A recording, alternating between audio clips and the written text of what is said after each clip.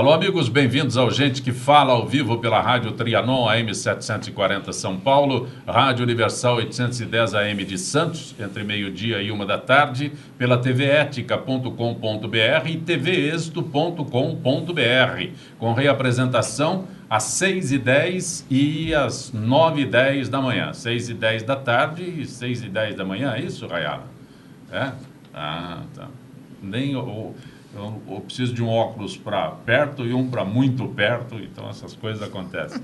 Baixe nosso aplicativo e participe de meio-dia a 13h pelo telefone 5081-3782. Já que falamos de participação, Gente que Fala sorteará 2 pares de ingressos para a apresentação de hoje do musical O Menino Maluquinho, que estreou sábado. A história, escrita por Ziraldo, já conta com mais de 100 edições, 3 milhões de exemplares vendidos e já havia virado filme, série, gibi, peça teatral. O musical é encenado por 14 crianças entre 8 e 11 anos e adultos atuam juntos, acompanhados por uma orquestra composta por 12 músicos profissionais e vários mirins, 5 mirins. A apresentação às 8 horas no Teatro Bradesco Shopping Bourbon Pompeia. Informações através do site www.ingressorapido.com.br e aqueles que participarem hoje terão a possibilidade de ganhar esses 2 pares de ingressos que estaremos distribuindo para aqueles que acompanham Gente que Fala.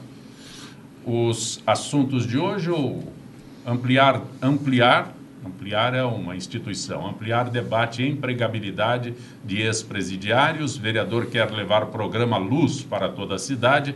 Procon pede veto ao Ministério Público que protege planos de saúde. E para discutir estes assuntos, conosco a presidente do projeto Ampliar, Maria Helena Mauad. É uma instituição? É uma ONG, uma ONG que profissionaliza adolescente em situação de risco social. Que a gente, lendo rápido assim, comete alguns deslizes. Que tem o apoio do Secov São Paulo, que é o Sindicato da Habitação. Também conosco o advogado Paulo Arthur Góes, que é diretor executivo do Procon. Paulo Arthur, grato por estar aqui conosco. É um prazer, Zacopé, mais uma vez poder participar aqui do Gente que Fala. O vereador Ari Friedenbach, que é filiado ao PROS, ele é presidente da Comissão Extraordinária Permanente de Segurança Pública. Vereador, prazer tê-lo aqui. É um prazer estar aqui mais uma vez com vocês. Muito obrigado pelo convite. E o coordenador do projeto Empregabilidade do AfroReg, Schneider Pinheiro. Falei corretamente teu nome, Schneider? Sim, perfeitamente. Ou errei 2 vezes? Não, foi bem... Ao anunciá-lo e ao cumprimentá-lo. Nada, foi bem correto, realmente. É Schneider. É um prazer enorme estar aqui junto com vocês. Vamos ao assunto de hoje. Ampliar programa de profissionalização de jovens em situação de risco social realizará amanhã debate Ampliação. Este Ampliação é Ampliação, né? Exatamente. Com o tema o egresso do sistema profissional merece ter uma segunda chance. Sistema prisional. Eu estou enrolado aqui, estou perdido aqui. Como disse, nem o óculos para muito perto está resolvendo. O evento terá participação... Rayala, me ajuda, Rayala. O evento terá participação do secretário de Segurança, Fernando Grela Vieira, do advogado Antônio Cláudio Mariz de Oliveira, do presidente do Secov de São Paulo, Cláudio Bernardes, e do coordenador do projeto Empregabilidade do AfroReg, Schneider Pinheiro, entre outros. Apesar de Schneider estar sendo citado aqui, Maria Helena, por favor. Dentre esses, o pessoal vai fazer alguma palestra sobre o tema, e entre eles também tem o Alencar Burti, que é do SEBRAE, para dar uma opinião de como o SEBRAE pode ajudar a participar. O que acontece? O pessoal da AfroReg nos procurou. Ampliar trabalha com adolescente em situação de risco social. Mas quando o Schneider apareceu com a causa deles, que é uma segunda chance para o egresso prisional, a gente achou que devia abraçar isso. O que ele precisa, na realidade, depois ele vai poder explicar melhor até do que eu, é que as empresas abram a porta para que esses egressos tenham uma segunda oportunidade para seguir um rumo diferente. E uma coisa que a gente sabe que existe muito preconceito do empresário. Então, a gente achou que, estando dentro do Secov, poderia trazer as empresas para que as empresas, inclusive da construção civil e do mercado imobiliário, dessem uma abertura para que esses egressos consigam um lugar para frente para conseguir melhorar a situação deles. Porque eles saem da vida de presídio sem capacitação, muitas vezes, sem o dinheiro, sem saber que rumo tocar na vida, é lógico que volta para o crime, porque tem que sobreviver. Então, inclusive, o Ampliar se propõe, como nós temos lá vários cursos de capacitação do adolescente, para o adolescente, nós vamos montar, inclusive, cursos de capacitação para aqueles que saem do presídio sem capacitação nenhuma, sempre com a ajuda do Schneider nos orientando qual seria o melhor caminho para fazer. Schneider, eu tenho aqui informações, detalhes sobre o teu procedimento. Schneider, você foi citado várias vezes, então vamos apresentá-lo àqueles que acompanham o Gente que Fala. E todos aqueles que estão na mesa não se contenham, por favor, participem do... Schneider Pinheiro, já foi chefe do tráfico em Vigário Geral, um dos líderes do Comando Vermelho. Hoje é coordenador do projeto Empregabilidade do Grupo AfroReg, que ajuda a recolocar ex-presidiários no mercado de trabalho. Schneider, onde está a maior dificuldade? Deficiência do sistema carcerário, convencer o preso a não voltar ao crime ou preconceito da sociedade? Pode-se afirmar que as duas questões são fortemente para poder atrapalhar o trabalho do egresso ser recolocado no mercado de trabalho. Aqui tem 3 itens, né? Deficiência do sistema, convencimento do preso e preconceito. Na verdade, o sistema prisional realmente não tem quase que nada a oferecer para poder convencer ao interno a mudar de vida. O convencimento para o preso, isso já acontece com um trabalho feito pela família. A esposa, o pai, a mãe, os filhos são as pessoas que convencem facilmente o preso a mudar de vida quando sai do sistema prisional. Bom, aí se esbarra no terceiro, que é o preconceito existente não só pelo empresariado, como em toda a sociedade. Quando se fala aquela pessoa ali cumpriu pena e saiu do sistema prisional, olha, cuidado com aquela pessoa. Nossa, nós estamos criminalizando aquela pessoa eternamente. Será que aquela pessoa não tem o direito de ser recolocado no mercado de trabalho? Ele cumpriu a sua pena, ele não deve mais nada ao Estado. Então não devemos fazer com que aquela pessoa se sinta criminalizado depois de ter cumprido a pena. Então, aqui em São Paulo, eu estou encontrando um pouco mais de resistência do que no Rio de Janeiro. É claro que pessoas muito importantes têm aparecido na minha vida aqui em São Paulo e me ajudado, como a dona Maria Helena e outras pessoas também. Aqui eu já consegui fechar parceria com o cartório, que é inédito para o projeto Empregabilidade. Eu já consegui fechar parceria com o Centro de Distribuição da Riachuelo, já consegui fechar com algumas redes de fast food, como Espoleto, Vivendo Camarão, mas ainda é pouco. No Rio de Janeiro, esse projeto ele vem do Rio de Janeiro, né? Há 1 ano estamos em São Paulo, mas no Rio de Janeiro continua esse trabalho. Os dados que eu trago do Rio de Janeiro é o seguinte: em um mês no Rio de Janeiro eu consigo colocar de 50 a 70 egresso nas empresas parceiras no Rio de Janeiro, por mês. Em São Paulo, em 1 ano, eu consegui colocar um pouco mais de 10 pessoas. Olha como é que é a diferença extraordinária. Mais de 100 pessoas durante 1 ano. Num ano, aqui em São Paulo? Não, esse dado é anual, não é mensal, não. Esse dado é anual. Em 1 ano que eu estou aqui em São Paulo. Então, no Rio de Janeiro já é forte o trabalho. Aqui em São Paulo é uma cidade bem maior. Aqui é uma cidade muito maior, então eu acredito que em breve, com as parcerias que eu estou formando aqui em São Paulo, possa se duplicar, triplicar e ficar bem maior o trabalho aqui em São Paulo. Doutor Paulo. Bem, bom dia a todos mais uma vez, né? Dizer da importante iniciativa, reabilitar o egresso, inseri-lo no mercado de trabalho, é uma condição fundamental para se combater os índices de violência, de criminalidade. Esse é um trabalho que o poder público já tem incorporado. Então, aqui, por exemplo, no governo do Estado de São Paulo, eu creio que também na administração municipal, os órgãos públicos já trazem para determinadas atividades no âmbito, as atividades que não são aquelas atividades fim, né, das repartições públicas, dos órgãos da administração pública, eles procuram absorver essa mão de obra, né, os egressos do sistema prisional. contestando o senhor, o poder público não faz Eu nada. também né? não conheço O poder isso. público não faz nada. Mas as empreiteiras que prestam serviço ao Estado têm a obrigação de contratar egressos, não é isso? Sim. Então é uma terceirização do compromisso. Existe uma obrigação para as Sim, empresas. sim. É Claro, é importantíssimo. Por exemplo, na Secretaria da Desculpa, Justiça... doutor Paulo, é que o senhor colocou de forma que o serviço público absorve isso. Então, não é o serviço público. O serviço público repassa a responsabilidade para alguém. O serviço público é o destinatário final desse serviço, na Perfeito, verdade. não, Né? perfeito. Na verdade, então, ele contrata essas empresas e ele coloca como uma diretriz, como bem colocou aqui o vereador, que haja uma porcentagem desses profissionais. Então, assim, o poder público é demandante desse serviço. E ele exige, para contratar esse serviço, muitas vezes, que haja um percentual de profissionais que venham, que sejam esses egressos do sistema prisional. Né?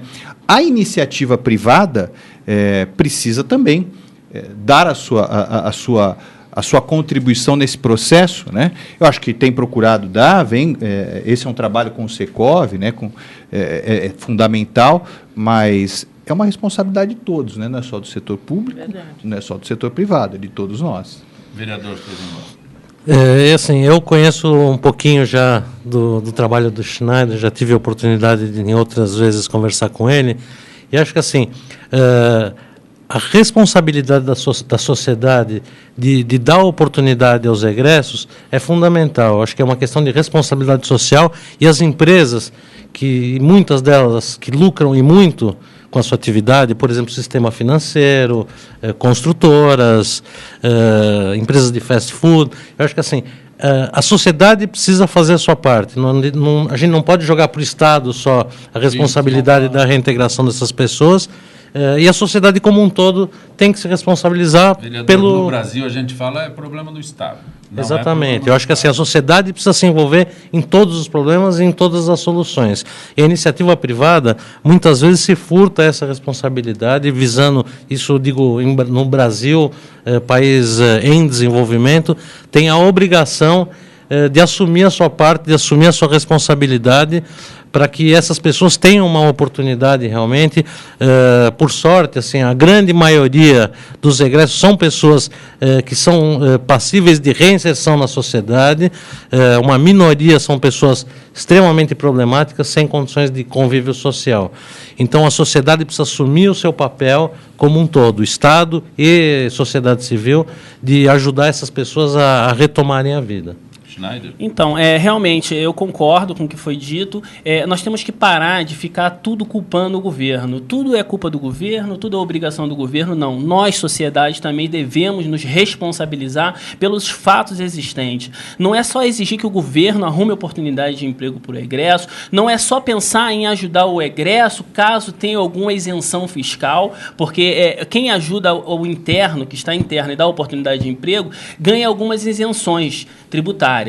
Então, muitas das vezes, quando eu procuro uma empresa, eles me perguntam, vem cá, e eu tenho algum tipo de isenção, algum benefício? Eu falo, não, infelizmente não, porque a pessoa já cumpriu sua pena e está aqui fora como um cidadão comum. Então, a contratação é todo viés normal. Não deve usar o infelizmente, por favor. A partir de agora, não diga infelizmente não. Sim. Tem que cumprir a sua obrigação. Verdade. Eu tenho que corrigir esse detalhe. Desculpa. Mas... Não, está corretíssimo. E outro detalhe, o que é importante, a parceria com o projeto Empregabilidade, eu estava vendo as imagens ali maravilhosas ali do escritório do Rio de Janeiro, né, o processo seletivo, os meus amigos de trabalho que estão lá no Rio de Janeiro dando continuidade ao trabalho maravilhoso.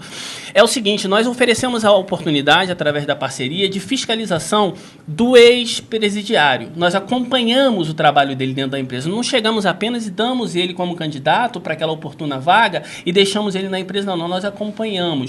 Nós, se ele está tendo algum comportamento não aceitável, nós vamos lá e o repreendemos. Nós temos essa autonomia para falar com ele de igual para igual, porque todos os supervisores do projeto Empregabilidade viveram a criminalidade como aquela pessoa, o candidato que está sendo oportunizado. Então, existe uma forma diferente, claro, de lidar com ele entre ambas as partes, entre nós dois, da empresa do AfroReg, e com o candidato que foi oportunizado.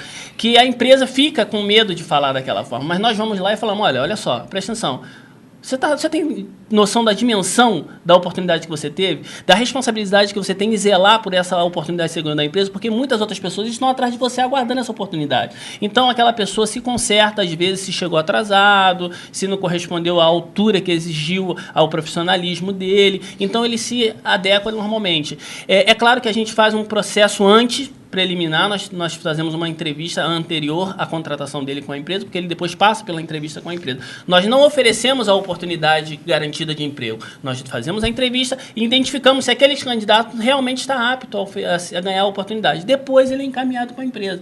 Então, é muito bacana. Isso no Rio de Janeiro está funcionando. Por que em São Paulo não vai funcionar? Devemos atentar que no Brasil, a facção Comando Vermelho foi a maior facção do Brasil durante muito tempo. Hoje, a maior facção é o PCC. E nós estamos em São Paulo. Nós estamos em São Paulo. Maria Helena, o Ampliar tem alguma estrutura que ofereça, né, condições para que essas pessoas assumam esse... O Ampliar, na realidade, nós temos de trabalho 23 anos. São 2 unidades, já profissionalizamos 43 mil adolescentes que saem com uma profissão. A gente tem uma parceria com o Senai, como o AfroReg também já fechou uma parceria com o Senai para capacitar esses egressos.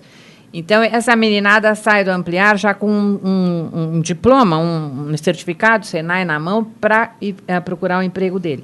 A mesma coisa nós vamos fazer com os egressos, inclusive montando cursos que são mais interessantes para que eles entrem logo no mercado de trabalho, porque os cursos do Ampliar são cursos, geralmente o Senai pede, são cursos baseados em horas, tem de 100 horas, de 200, na maioria são cursos rápidos, que não fica muito tempo, o curso que demora mais, demora 3 meses, 4 meses, mas essa meninada já sai para o mercado de trabalho. São 2 instituições com populações diferentes, posso colocar assim, adolescente no Ampliar e o AfroReg já com o egresso, é isso. Mas, de qualquer modo, é ligado. Perfeito. É ligado, nós vamos fazer... Eu trabalho com o egresso e o egresso tem os filhos. Não, eu estou colocando, eu estou fazendo a distinção para não... Nós vamos fazer a capacitação do egresso também no Ampliar. Exato. Agora, eu particularmente acho que tudo isso que a gente ouve, existe sim uma culpa grande da sociedade e do governo também.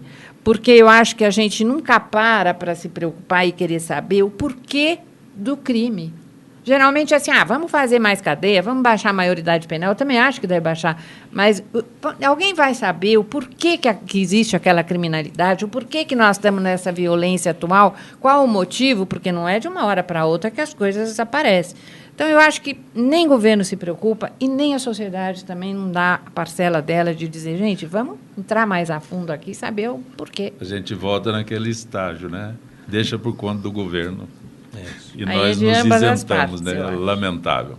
Vereador quer levar programa Luz para toda a cidade. O vereador Ari Friedenbach criou o projeto no qual pede a ampliação do programa Luz da Guarda Civil Metropolitana para todas as regiões da cidade. As ações do programa Luz buscam sensibilizar, orientar e capacitar professores, pais e familiares em relação à educação dos filhos, além de desenvolver o senso crítico dos alunos em relação às consequências das drogas. Vereador Ari Friedenbach, quando a gente fala programa Luz, essa luz é outra. Não é iluminação pública, na verdade, que também é uma medida de segurança, mas é um outro olhar. Na verdade, esse daqui é um programa que eu conheci na Guarda Civil Metropolitana, que vem sendo desenvolvido já há alguns anos na Zona Leste. Por conta de mudanças de governo e orientação, acabou quase que sumindo esse programa. Hoje ele está sendo retomado, é um importantíssimo programa de conscientização dos jovens nas escolas em relação ao uso e consumo de drogas. E nós, então, em conversas com a Guarda Civil Metropolitana, apresentamos agora um projeto de lei para tornar isso uma lei, uma obrigatoriedade em toda a cidade de São Paulo. Hoje, repetindo, é só na Zona Leste que ele ocorre. E a gente quer expandir isso e tornar uma política pública, uma lei que obriga todas as escolas municipais a utilizarem essa técnica, vamos dizer, para conscientização dos jovens. Esse trabalho é muito interessante porque ele passa, como foi dito aqui, pela qualificação dos professores, conversas com os pais, com os alunos e um acompanhamento não só de levar isso para a escola, mas é acompanhado as famílias, feito visita nas famílias que apresentam algum tipo de problema. Então, é um trabalho bem extenso, bem amplo, que não pega só o professor ou só o aluno, envolve a escola, envolve a família. Então, eu vi esse projeto com muito bons olhos, porque realmente acho que esse trabalho de conscientização, de discussão, especialmente nas escolas públicas, onde a gente tem um tráfico muito forte nas portas das escolas. Então, acho que esse trabalho da Guarda Civil, tanto no projeto Luz como a Ronda Escolar, todo esse trabalho vai, com certeza, mudar um pouco ou bastante o quadro de consumo de drogas entre os jovens. Vereador, por que o programa Luz fica restrito à Zona Leste? Se é um programa da Guarda Civil Metropolitana, tem abrangência a toda a cidade. Porque, na verdade, o que ocorre, ele está sendo desenvolvido, aplicado pelos guardas, porque o que acontece? É um trabalho voluntário, não é um programa da corporação, então alguns guardas montaram esse programa já há alguns anos e vem, por falta de apoio, não tem braços para expandir para a cidade. Justamente a nossa ideia com esse projeto de lei é que isso seja obrigado a aplicar em toda a cidade de São Paulo. É por falta de poder, de braço para poder levar isso. Vereador Ari Friedenbach, sabe onde me assusta isso? Tudo que se torna obrigatório não vinga neste país. Então agora o senhor colocou, é um trabalho voluntário, tem sucesso porque é voluntário. Nós temos 2 ONGs aqui que exercem um trabalho vitorioso, trabalho voluntário. Mas o problema é que o senhor vai colocar sabe o que acontece? Assim, quando você pega um guarda civil que está se dedicando a um projeto desse, sem nenhuma remuneração, eles já ganham muito mal, o guarda civil hoje ganha na faixa de R$ 1.500, correndo risco de vida. E isso não é só nesse projeto Luz. A gente tem, por exemplo, dos instrutores da Guarda Civil, por exemplo, que estudam, se dedicam e também não tem nenhum abono por isso.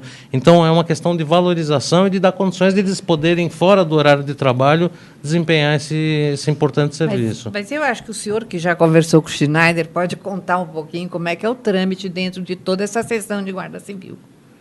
Porque, na realidade, a hora que entra como lei, tenta aí tirar... É o que eu tenta coloquei. tirar do outro lado, porque é o que vocês passam e que você sempre contou, que era o quanto você dava por mês, por semana.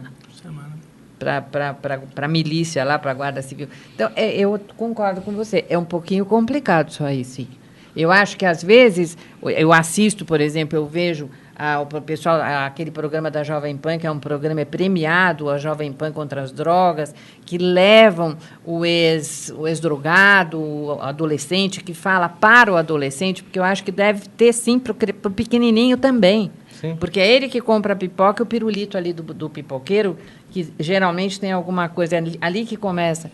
Mas eu acho que, às vezes, uma força para um programa desse, eu acho que traz é mais real do que aquilo que é obrigado a fazer.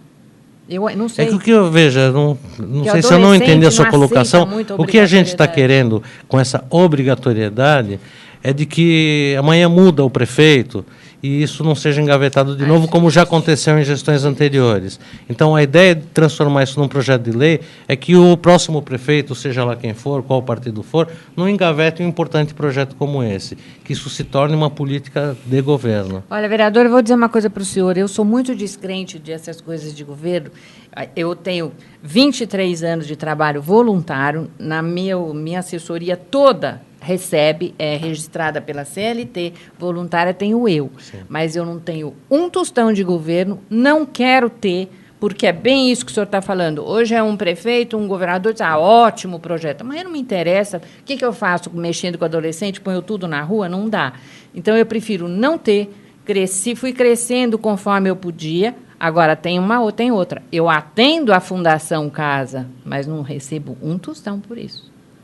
Atendo, profissionalizo, com prazer, porque tenho pena deles todos, porque eu poderia não fazer. Não, o Centro Paula Souza também faz um importante trabalho. Agora, junto à Fundação. O senhor tem razão, hoje pode, amanhã não pode, amanhã não me interessa. Mariana, no governo atrapalha. Uma canetada de governo é um inferno. Eu acho que assim, o Brasil ainda está passando por um processo, está de amadurecimento das suas instituições, da sociedade. De fato, hoje, culturalmente, o brasileiro ele delega muito aquilo que ele pode fazer ao Estado, para que o Estado resolva em nome dele, né? Basta ver, por exemplo, só a título de exemplo, as demandas judiciais na Defensoria Pública, por exemplo, a maior parte das demandas diz respeito ao que é direito de família. Então, assim, nós temos um hábito ainda de delegar ao Estado a solução de problemas do nosso dia a dia. Mas o fato é que a nossa Constituição, o nosso modelo é de que é preciso haver, sim, um diálogo entre a sociedade e o Estado. Sim, sim. É preciso haver esse diálogo entre sociedade e Estado, sem preconceito. É uma aproximação que ainda está em curso, né?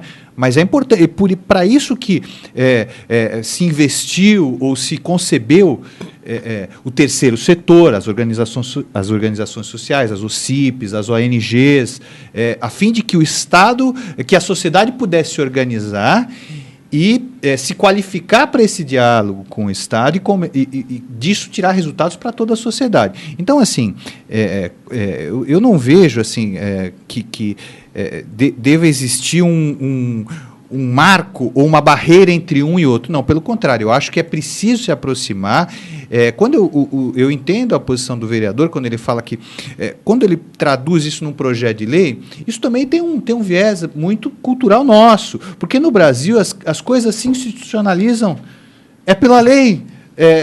A sociedade não consegue se apropriar daquilo, salvo talvez algumas exceções, ela não se apropria daquilo. Agora, eu repito, eu vejo que é salutar um diálogo cada vez maior entre Estado e sociedade. Vereador Ari Friedenbach é filiado ao PROS. Só ajuda a gente. O que significa PROS? Partido Republicano da Ordem Social. Eu sou presidente municipal do partido. É que são tantas as siglas. Essa é uma sigla nova, na verdade, que surgiu em outubro do ano passado, junto com Solidariedade. Foram os dois partidos que passaram a existir. Foi o partido que conseguiu foi viabilizado... Em outubro do ano passado. Exato. Então, PROS, repete para mim.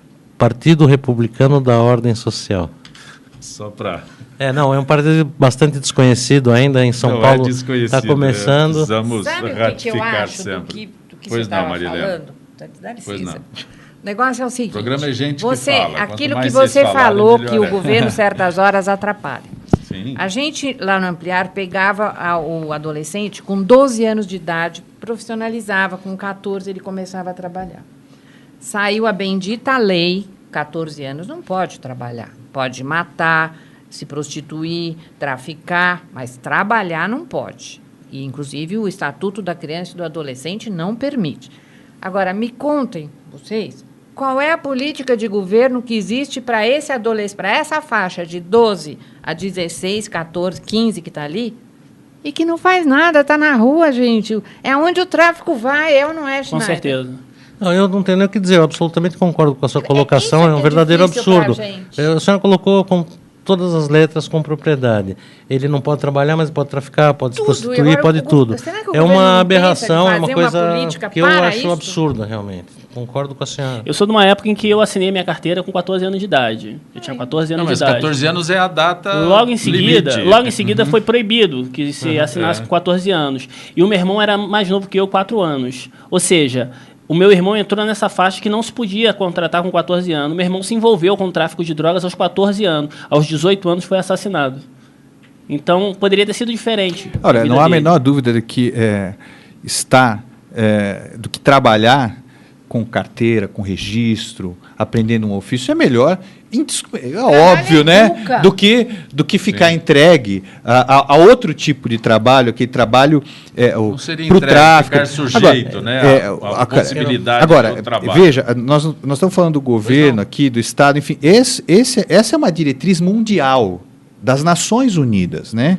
Que a criança até os 14 anos não deve trabalhar. Mas isso se a gente tivesse... Deixa eu... O Brasil é signatário. Deixa eu fazer uma colocação. É uma diretriz mundial. Deixa eu fazer uma colocação. Então, assim, só um parênteses, só um segundo. Assim, o Brasil se compromete com algumas políticas internacionais sem fazer a sua parte.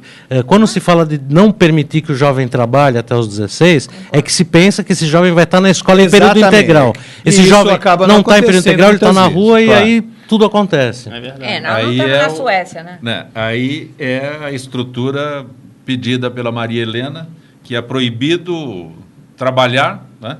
Mas não é proibido outro tipo de atividade, ainda que ilícita. E votar ainda pode também. 16 anos pode votar, mas 16 anos já pode trabalhar. Mas... Como pode trabalhar, não, mas pode ser aprendiz. Sim, não sim. pode ser, não, é que são distorções, né? Aí vem aquela história. Agora, todo mundo daí começou você a pega e vê trabalhar assim, por exemplo, olha, estava no jornal semana passada, que o adolescente que está na Fundação Casa vai poder ter visita íntima. Se tem visita íntima, ele tem que pagar o crime dele como adulto. Onde é que nós estamos, gente? Bom, eu quero fazer uma colocação assim. Essa questão da visita íntima na Fundação Casa, que eu absolutamente discordo, é permitida, assim, é importante a gente esclarecer, não que eu concorde, mas só esclarecendo, ela é permitida para jovens internos da Fundação Casa que, quando foram internados na Fundação, já tinham uma relação estável. Você vai só para esses casos. Veja, eu não estou de forma nenhuma defendendo esse ponto de vista, muito pelo contrário, eu sou radicalmente contrário. Eu entendo de que não é uma questão, só para deixar claro, eu não concordo com a questão da redução da maioridade penal. Eu defendo há muitos anos a responsabilização do menor que comete crimes extremamente graves. Perfeito. Só para esses. Para os outros, que a grande maioria são recuperáveis, uma internação ou uma liberdade assistida resolveria bastante bem. Agora, não é a gente simplesmente reduzir a idade penal, porque reduzir para 16 hoje, a gente vai deslocar a criminalidade para os 14, para os 15, e os assassinos de 15, de 14 vão continuar cumprindo 3 aninhos no máximo da Fundação Casa. Olha, eu interrompi, Paulo. Algo a acrescentar? Não, eu acho que a minha colocação já foi feita. Como o Brasil é signatário dessas diretrizes, agora, o vereador colocou, assim, é que, na verdade, o ideal não é que a criança trabalhe, mas também não é que ela fique exposta e vulnerável, que ela esteja na escola, aprendendo, né, construindo a sua cidadania. Que né? nós somos um país de tupiniquim, então não adianta querer pôr lei de Suécia, Suíça, não dá aqui, né? Eu queria fazer um acrescento aqui. É o seguinte, eu acho que nós, sociedade, nós estamos um pouco despreocupados em relação à criminalidade. Se fala muito, a criminalidade está crescendo, mas por que está crescendo? Por causa do preconceito. Existem muitas pessoas que cometeram crimes leves, como furto, 155, que é um crime banal, que não tem violência, entendeu? E quando sai da prisão, não consegue o emprego por ter tido passagem. Aquela pessoa vai voltar para a criminalidade e vai se especializar dentro do sistema prisional. Eu entrei lá um peixe pequeno. Eu fui preso em 1997, ainda jovem, com 22 anos de idade, e saí de lá um grande traficante. Eu não era um grande traficante. Eu vendia droga, ganhava um dinheiro, sim. Mas quando eu saí de lá, eu passei a liderar 5 favelas pelo crime organizado. Como eu aprendi isso? Dentro da cadeia. Conversando, trocando ideia, pegando as experiências, achando os erros de cada um e fui crescendo. E isso faz com que... O preconceito faz com que o crime engorde, cresça cada vez mais. Entendeu? O meu trabalho não é combater o crime, é de fazer com que o crime não cresça, dando oportunidade. E se a gente consegue impedir que o crime cresça, nós vamos diminuir a quantidade de mão armada no meio da rua. Quem é vítima da mão armada? Somos nós, sociedade. Depois que eu saí do crime, eu já fui assaltado, eu sofri um sequestro relâmpago. Eu estava chegando da faculdade, junto com a minha esposa, dentro do carro, e os caras me levaram, e eu fui conversando, explicando, calma aí, cara, você não me identificou, mas olha só, sou fulano de tal, faço um trabalho, assim, assado. Pá. Aí ele, cara, desculpa, a gente vai te abandonar mais ali à frente, o seu carro abandona daqui mais uns 2 quilômetros. E cumpriram o que falaram para mim. Entendeu? Mas então eu poderia ter não sido vítima. De que maneira? Se mais pessoas tivessem sido oportunizadas para trabalhar quando sai do sistema prisional. Temos que parar de criminalizar quem realmente já cumpriu sua pena. Nós temos que pensar de maneira diferente, senão o crime vai continuar crescendo. Você tem um valor enorme, porque hoje ele está na faculdade de Direito. Sim. Então, realmente... Foi mais uma oportunidade dada pela minha instituição, o AfroReg, que eu tenho maior felicidade do AfroReg ter entrado na minha vida quando o José Júnior, meu coordenador executivo, foi até o sistema prisional, porque ele foi lá. Ele não esperou eu sair. Ele foi lá. Ele tomou conhecimento de que eu participaria em breve de uma guerra sangrenta no estado do Rio de Janeiro, onde eu teria que retomar o poder de uma favela que foi considerada o quartel-general da facção criminosa que eu pertencia. e havia sido tomado por uma facção oposta. Ele foi lá no presídio e falou, olha, eu sei que você vai sair daqui, vai fazer uma guerra assim, assim, assado. Vamos fazer diferente. Eu te conheço, eu sei que você é um cara que tem uma mente boa, você é um cara que pode crescer na vida. Vem para o Afroreg vai te ajudar. Eu falei, cara, olha, eu conheci Gregório Gordo, eu conheci Escadinha, eu conheci Cid Acari. Exemplos. Não conheci eles pessoalmente, conheci exemplos de pessoas que largaram a criminalidade e foram assassinadas. Eu não quero ser mais um desse que larguei a criminalidade. Ele, cara, o Afroreg vai te blindar. O Afroreg vai te mostrar para a sociedade que você é um cara diferente e que você tem um trabalho a ser feito. E aconteceu. E depois do meu trabalho eu entrei para voltar a estudar, concluir o ensino médio e hoje faço faculdade de Direito. Vou me formar, tenho certeza, e vou exercer o direito, a advocacia. Entendeu? Mas por quê? Porque eu ganhei a oportunidade. Porque se o Afroreg não tivesse ido me dar a oportunidade lá, com certeza eu teria voltado para a favela e feito a guerra que estava sendo comprometido por mim. Você está acompanhando Gente que Fala com a presidente do projeto Ampliar, Maria Helena Mauad, o coordenador do projeto Empregabilidade do Afroreg, que é o Schneider Pinheiro, vereador Ari Friedenbach, e também o advogado Paulo Arthur Góes, o vereador Ari Friedenbach, filiado ao PROS e presidente da Comissão Extraordinária Permanente de Segurança Pública. E o advogado Paulo Arthur Góes é diretor executivo do PROCON. Falando em PROCON, órgãos de defesa do consumidor pediram à presidente Dilma que vete a medida provisória 627 da Câmara dos Deputados, que limita o poder de aplicação de multas às operadoras de planos de saúde que infringirem as normas. Para o PROCON, a medida é um claro retrocesso para a proteção dos consumidores, pois estabelece evidente estímulo às operadoras a desrespeitarem as leis. É isso mesmo? É mais fácil desrespeitar do que cumprir a lei? Essas são as nossas jabuticabas, né? Veja, uma medida provisória, Zancopé e colegas aqui, que trata de um assunto completamente estranho aos planos de saúde. Uma medida provisória ali com mais de 100 artigos que dispõe sobre tributação de empresas no exterior, ou seja, medida de caráter fiscal e tributário. Não tem nada a ver naquele momento com o consumidor.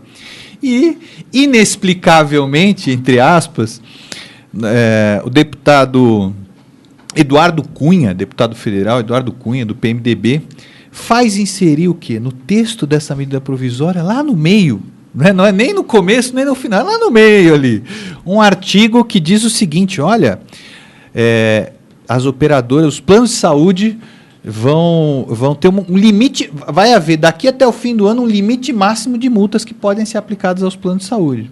Ou seja, se você lesou até 20 consumidores, você vai aplicar a multa mais grave, as duas mais graves. Se lesou de 20 a 40, 5, e acima de 40 até 1.000, X. Ou seja, uma palhaçada. A conta matemática que está estabelecida aqui. Não, não. Você não está falando do Brasil, tá?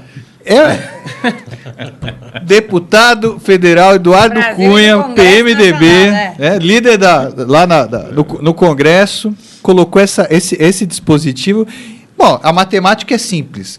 Quanto mais consumidores a empresa lesar, mais barato fica para ela. Quanto mais infração, mais barato. Mais infração, mais barato. E aí nós estamos dizendo o seguinte, né, Zancopé? Olha só, não é uma infração qualquer. Que tipo de infração nós estamos falando? É o doente que não pôde realizar a cirurgia do coração porque o plano de saúde não quis pagar o stent, é aquele que não pôde realizar o exame no laboratório que foi negado, assim, que são procedimentos caros, ou seja, muito mais caro que as multas acabariam se tornando. Então, em função disso, nós procuramos mobilizar aí toda a sociedade, o sistema de defesa do consumidor. Então, entraram nessa luta, além do PROCON São Paulo. Só um detalhe, o senhor coloca é muito importante, né? As multas são menos onerosas do que o custo do exame. Então, é melhor ser multado do que fazer o exame. Claro, a matemática quanto mais gente for lesada, melhor, né? Quanto mais gente lesada, mais barato fica a conta para a operadora. Né? Agora, qual é a lógica disso numa medida provisória que trata de um assunto completamente diferente? E assim, acharam que isso ia passar despercebido e graças a Deus não passou despercebido. E aí, nessa mobilização entraram muitas entidades, o IDEC, Proteste, a Fundação Procon, o Ministério Público do Estado de São Paulo, a Associação Brasileira dos Planos de Saúde Coletivos, a Abrasco, enfim, houve uma grande mobilização para que o Congresso no Senado fosse retirado do texto esse artigo. Só que como a medida provisória tratava de um assunto muito caro ao governo federal, que é tributo, né? Ainda mais no momento pelo qual passa o governo de precisar fazer caixa, se o Senado retirasse ou fizesse qualquer mudança no texto da medida provisória, voltava para a Câmara. E aí a medida provisória não ia encaixar no tempo certo para o governo. Então, o que aconteceu? O Senado manteve a redação e agora foi para a presidente Dilma. E agora, então, essas mesmas entidades encaminharam uma carta à presidência da República solicitando, né, requerendo, com medida de dignidade, que esse dispositivo seja retirado do texto. Nós queremos crer que a presidente da República não vai admitir que a medida provisória seja sancionada, vire lei com esse texto que realmente é uma ofensa a todos nós brasileiros. Né? Aí a gente teve o nosso Congresso desculpe falar, eu vou falar porque não devo nada para ninguém, deve ter rodado muito dinheiro lá dentro para sair isso. Nós estamos falando aí de perdão de mais ou menos 2 bilhões eu acho que além reais. disso, eu entendo que assim, esse tipo de conduta do deputado devia ser encaminhada para a comissão de sindicância, porque isso daqui é uma excrescência, o que você está contando foi enxertado no meio de um texto que não tem nada a ver com isso, uma coisa malandra, uma medida sem vergonha. Mas eu acho que nós estamos dando aqui, Zancopé, é isso que eu estou dizendo. Acho que se me permite aqui, eu acho que levantar esse assunto aqui assim, porque não tem, pode ir para a comissão de sindicância, não tem pior castigo do que o eleitor não votar. Então, acho que o que a gente tem que fazer aqui é orientar as pessoas, mostrar para a sociedade, olha, o deputado colocou esse texto na medida provisória. Agora, se você quiser dar seu voto para ele, você dê. Né? Mas tem que saber disso. Tem que saber. A nossa função aqui é tornar isso público. Desde aquele que não tem nada para dizer que vai pagar um negócio para arrancar um dente. Porque vai de baixo até o Exatamente. Cima. O de cima, às vezes, não tem dinheiro e ainda paga. Porque quem assistiu ontem, eu fiquei horrorizada de ver 2 mulheres que tiveram que dar à luz na rua. Em frente ao hospital. E a porta do hospital estava fechada. O que é isso, gente? Maria Helena, eu sempre digo isso, vou repetir aqui. Tudo isso sempre aconteceu no Brasil. Sempre. Lamentavelmente, ou que é muito bom, a comunicação é muito rápida hoje em dia. Verdade. Então a gente fica sabendo logo. Tudo isso sempre aconteceu, né? Então vem se arrastando há anos. Não se toma nenhuma medida para isso, medida que reverta esse sistema. E a comunicação hoje é muito rápida. Hoje é mais desavergonhado também, eu acho. A comunicação é rapidíssima. Nosso trabalho de informar nos favorece na agilidade da informação e aí vê essas coisas, né?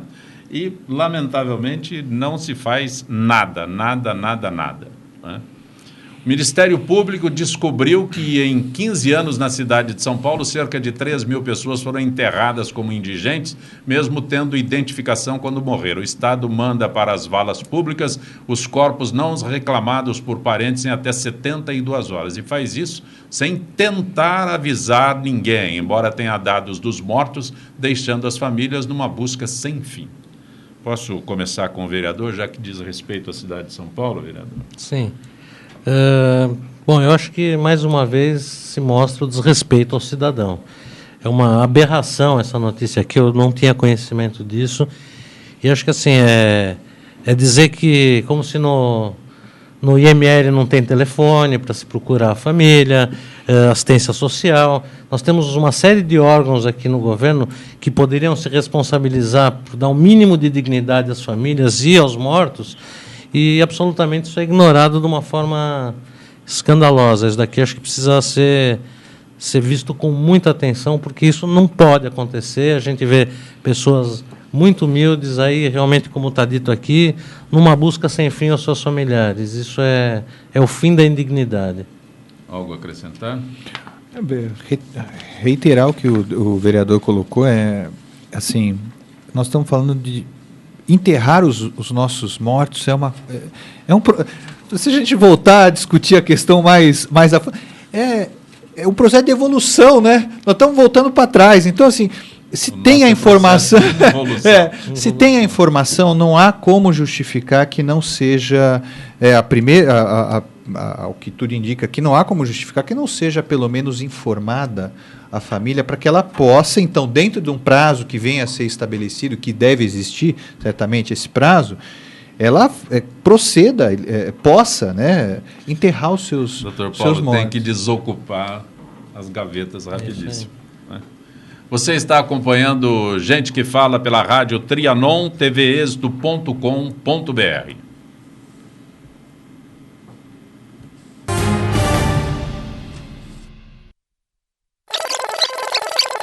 Não existe justiça sem advogado. Como advogado, tem que ter bastante ética. São as estreias da semana. Bênção na web. Então o que a gente faz com essa cortina? Chuchando a massa para a massa descer. Como é que é? Vai derrubar, pronto, falei. Um wall scanner.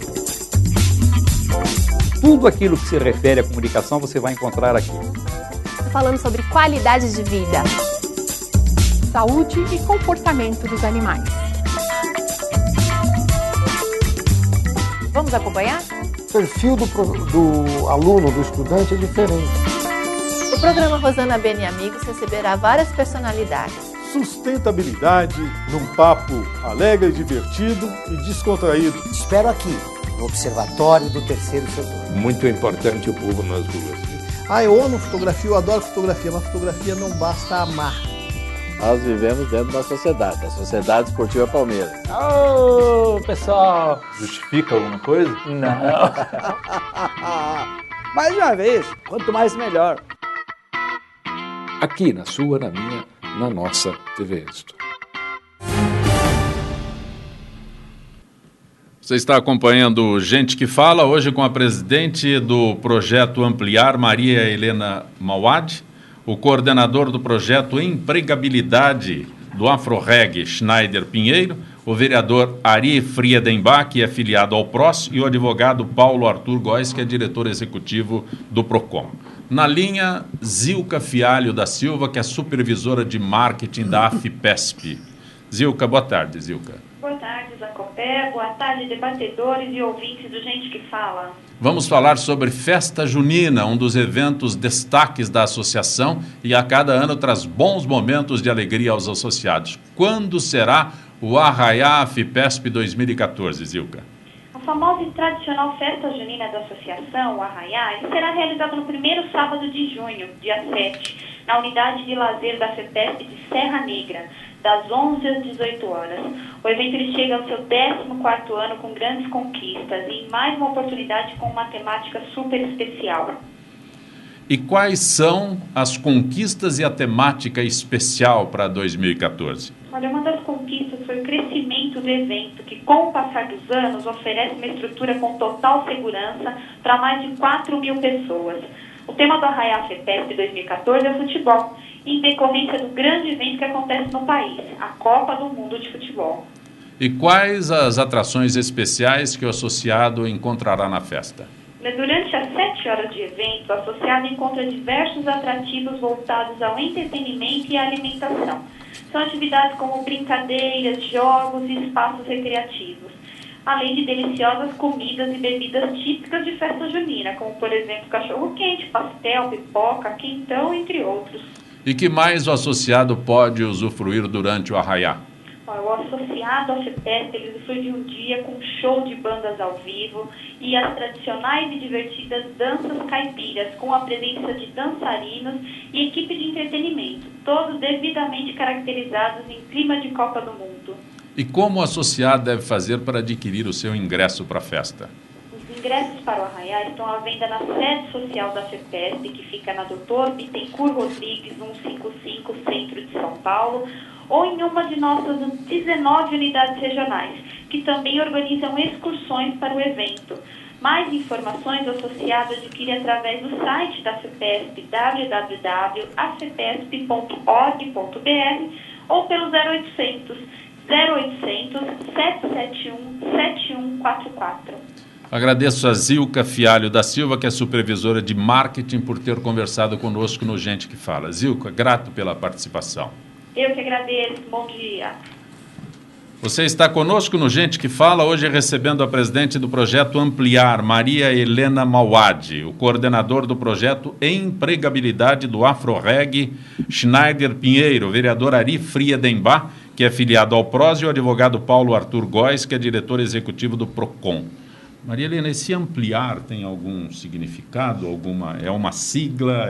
Na realidade, quando a gente colocou esse nome, era o seguinte, seria o Ampliar, aliás, é a mãozinha, que depois do Fernando Henrique, nosso já existia, é a mãozinha que amplia o número de cursos que a gente dá, ampliar o número de unidades que a gente, hoje nós começamos com uma há 23 anos atrás, hoje nós temos 2, e aumentar o número de adolescentes que participam disso, que hoje já são 46 mil. Voltando ao assunto do nosso Gente que Fala, CET arrecada R$ 30 por segundo com multas. A Companhia de Engenharia de Tráfego arrecada, segundo a Secretaria de Finanças, Agora eu preciso de você, Raio. Não deixa a pé, não. Tá vendo? Raio, não faz isso comigo. 155 milhões e 800 mil reais com autuações no primeiro bimestre de 2014, o que equivale a R$ 30 por segundo. A maioria das multas é por velocidade, rodízio e estacionamento proibido. E a receita deve subir neste ano, pois a CT promete instalar mais 843 radares na cidade ao custo de 530 milhões de reais. Não está o corredor de ônibus aí? Não. Milagre. Não. Mas velocidade, rodízio. E eu ia perguntar se alguém aqui não foi multado, mas essa pergunta só se aplica ao Mário Sérgio Cortella. Ele fala, nunca fui multado. Eu também não. Que não usa carro, né? Não, mas eu dirijo, eu nunca fui. Verdade. Nunca foi multado. Olha, os meus filhos, a minha filha, então, é o Zerivezeira. Marido, rarissimamente. Agora, eu nunca fui multado. Se aplica a pergunta? Olha, eu raramente sou multado, mas eu tive minha última multa. Eu dirijo. No dia 24 de dezembro, último, eu tomei uma multa de rodízio às 5h10 da tarde, de 24 de dezembro. De doer, né? Foi minha multa, acho que em 2 anos. Eu dirijo e tomo muito cuidado. Eu sou extremamente respeitador das leis mesmo. Eu também. Não, de verdade, eu não ando em excesso de velocidade, eu tomo muito cuidado. Mas eu fiquei chocado, porque 24... quase de noite é um absurdo, né? Schneider. Infelizmente eu fui multado, sim. Na Avenida Brasil, ali no trecho de Parada de Lucas, tem uma faixa que fala do término do corredor da seletiva, né? Que vai em direção à Zona Oeste. Mas eu sempre acabava entrando um pouquinho antes, porque tinha uma câmera que eu não enxergava. Eu falava, aqui tranquilo, aqui é pertinho. Eu entrei, rapaz, eu ganhei 6 de multa ali. No mesmo lugar. Caçou a minha carteira. Estou resolvendo esse problema até agora. Ainda mais que eu vim para São Paulo, não consigo resolver em São Paulo, tem que resolver no Rio. Estou esperando agora para tirar férias, para descer, para resolver esse problema no Rio de Janeiro, sem carro, vou ter que ir de ônibus. Eu já fui multado na Marginal do Pinheiros, o limite de velocidade era 70 por hora, eu estava 72. Já fui multado ali é Tiradentes, né? O limite de velocidade 60, eu estava 63 por hora. É que você corre muito. Excesso de velocidade. Podemos passar as perguntas. Márcio Toledo para Schneider. Eu acho uma excelente iniciativa do Secov, do AfroReg. Já conheço o trabalho do AfroReg através da mídia. Qual a sua opinião sobre desmilitarização da polícia e sobre truculência com que reintegram posses? Olha, sobre a desmilitarização, eu acho que não é necessário. Eu acho que existe muita coisa ruim que acontece, sim, já com a polícia atuando. Eu acho que seria pior. Eu acho que seria bem pior. Eu acho que o que deve acontecer são regras de mais punição, com severidade, entendeu? Tem que ser exposto essas punições para que outros policiais vejam o exemplo e não passem pelo mesmo erro, entendeu? E eu ainda acredito que possa existir uma melhora muito grande na polícia militar, seja de qualquer estado, né? Eu acho que nós temos que acreditar, sim, que eles estão ali para zelar pela segurança da cidade, né? E nós devemos vigiar bastante o trabalho deles, sim. Há um tempo atrás, foi conversado comigo a respeito sobre a pacificação do Rio de Janeiro. E eu falei, olha, gente, desde que se vigie, desde que tenham câmeras para poder vigiar as ações da polícia e também da sociedade, né? Nós não temos que pensar só em vigiar só a polícia, temos que vigiar também quem age contra eles também, que acaba fazendo com que eles sejam truculentos, sejam totalmente arbitrários. Então, prova disso foi o caso do Amarildo, no Rio de Janeiro. As câmeras provaram de que realmente ele esteve em poder dos policiais e após aquele acontecimento que ele sumiu. Ou seja, está sendo feita a punição para quem realmente cometeu. Então, eu acho que se vigiar mais, tiver mais câmeras, não só para a polícia, mas para toda a sociedade também, eu acho que diminui bastante os erros. Ok.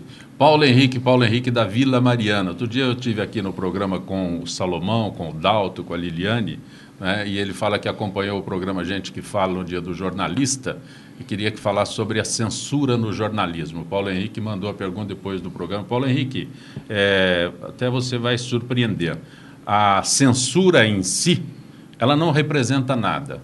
O que representa muito é que a censura vem atrelada sempre a um regime de exceção. E hoje, muitas vezes, em nome da democracia, quer se aplicar a censura. Na democracia, a censura não se aplica de maneira alguma. Então, quando se fala em censura no Brasil, a censura veio atrelada a um regime de exceção. Quando não há esse regime de exceção, nós não podemos de maneira alguma admitir que haja censura, e esse é um dos valores que a democracia nos possibilita, né? Liberdade de expressão. A gente luta para ter uma democracia exatamente para liberdade de expressão. Rosa Maria Santa Cruz para Maria Helena Mauad. Brilhante sua fala. Jovens negros moradores da periferia, sem opção de lazer, cultura e trabalho, com certeza vão achar no tráfico uma vida fácil, porque não existe mobilização do governo para mudar este quadro. Seria isso, Maria Helena? Eu não acho que é um jovem negro, eu acho que é um jovem no geral, porque tanto faz ser negro ou branco, é tudo igual. Pertence tudo à mesma classe, na realidade. E quando a gente questiona, muitas vezes, o governo, que não existe uma política sobre isso, a resposta que eu já recebi é o seguinte: não, mas nós temos várias políticas de transferência de renda. Mas alguém quer transferir mais alguma coisa nesse país? Não chega às cotas todas que nós temos, todas as bolsas famílias, e inclusive até de detento, tem tudo. Quer dizer, chega de transferir, põe essa meninada trabalhando, é o mínimo que tem que fazer. Vereador Ari Friedenbaum, Jaime do Jardim Bonfilholi. Nesta madrugada, 35 ônibus incendiados na cidade de Osasco. Pode ter sido uma ação do crime organizado. Seria isso? Osasco? Eu não tenho a menor dúvida. Eu não tenho a menor dúvida de que todas essas ações de incendiar ônibus são ações de facções criminosas. Aí depois isso prejudica a população, na verdade, que fica sem o transporte. A gente já tem um déficit gigantesco de ônibus na cidade, e vão se colocando fogo nos ônibus como se isso resolvesse alguma coisa, como se estivesse punindo o Estado. Com isso, na verdade, é o empresário, o dono do ônibus, que fica no prejuízo, e a população, mais do que o empresário, a população fica sem o transporte. Quer dizer, o crime, o que está fazendo? O crime organizado está prejudicando, na verdade, é a população. É uma medida estúpida, na minha opinião, que não resolve coisa nenhuma, não constrói nada, não edifica nada, absolutamente é crime organizado e precisa ter combate da polícia mais eficaz. Isso é inteligência, não é violência. Dr. Paulo Arthur Góes, o PROCON pode tomar alguma providência sobre o reajuste do ITB, que onera o inventário e os imóveis que as pessoas deixam quando falecem? Olha, meu caro, infelizmente, não. Porque aí nós não estamos diante de uma relação de consumo. O PROCON é um órgão de defesa do consumidor. Essa é uma relação entre o Estado e o cidadão que não é uma relação abarcada, ou seja, protegida pelo Código de Defesa do Consumidor. Portanto, não cabe à Fundação PROCON, nesses casos, atuar, ou, se preferir, autuar também, né? Mas, agora, nós temos um exemplo muito positivo, que acho que é uma de mobilização aqui, né, da sociedade, foi no caso do IPTU, né, aqui em São Paulo. Acho que a sociedade se mobilizou e conseguiu barrar aquele aumento grande que viria para o imposto, né? Então, nesses casos, essa é mais uma daquelas situações em que a sociedade pode mais do que o Estado, do que o poder público. Uma última pergunta ao vereador Ari Friedenbach, do Paulo Roberto. Há retorno para o contribuinte em relação ao valor que pagamos no IPTU? Sim. Eu entendo de que o IPTU, na verdade, é uma das poucas... O senhor viu esse mas a verdade é assim... Mas se ele falar que não tem, a questão eu acho, assim, são algumas coisas que precisam ser pontuadas e esclarecidas. Quando do aumento do IPTU, vou ser rápido. Quando houve o aumento do IPTU, na minha opinião, o grande erro da prefeitura não foi o aumento do IPTU, foi a falta de esclarecimento à população.